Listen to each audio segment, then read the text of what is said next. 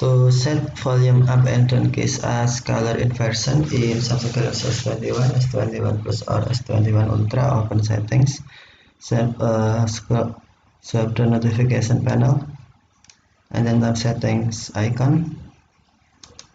Scroll down settings screen, find accessibility, and then tap accessibility. Tap advanced settings. Select volume up and down keys, and then check color inversion. Uncheck other option.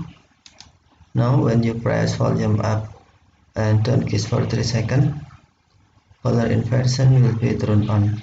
And to turn off, press and hold volume up and down keys 3 seconds again. Okay, thank you for watching. Have a nice day.